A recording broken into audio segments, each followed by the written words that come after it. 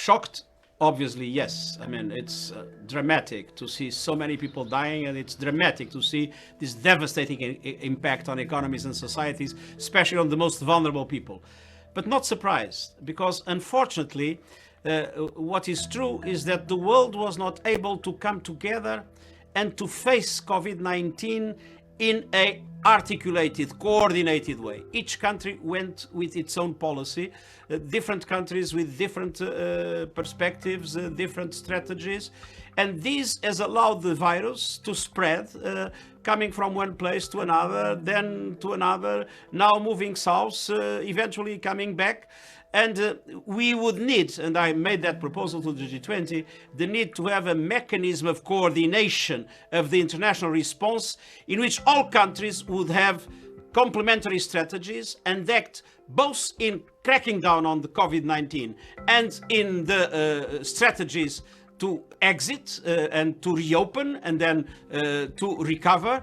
Who do you blame for that? Are you talking about the great power rivalry between the United States and China, this propaganda war that has erupted since COVID-19 became a pandemic?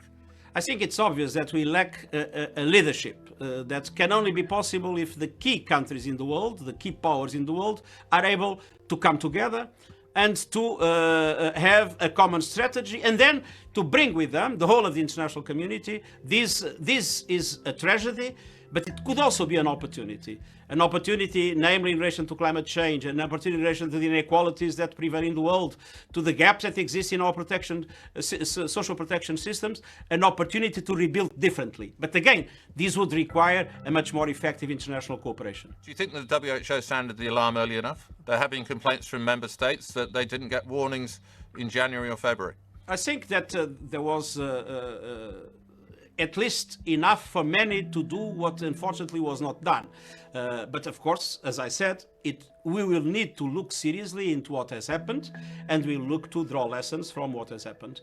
And in my opinion, this is not the moment to do it. This is the moment to concentrate efforts to fight COVID-19.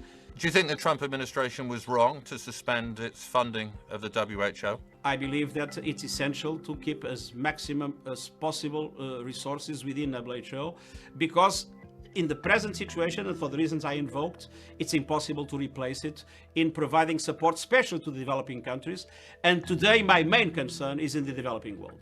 I mean, we are as strong as the weakest of our health systems. And so to vitally support the developing world at the present moment is not a matter of generosity, it's a matter of enlightened self-interest. The global north cannot defeat the COVID-19 without the global south defeating it at the same time. What you're saying is that the world should regard this as a wake-up call for another global emergency, which is climate change. And the new normal, the normal that emerges after this pandemic, has to be different, specifically when it comes to climate change. Undoubtedly. And I think we have an opportunity now to do things differently.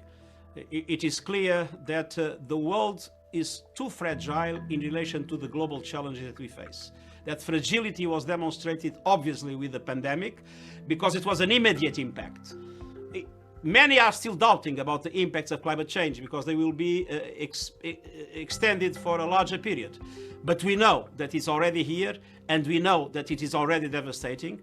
And I think we have the obligation now to organize the recovery in a way that is much more friendly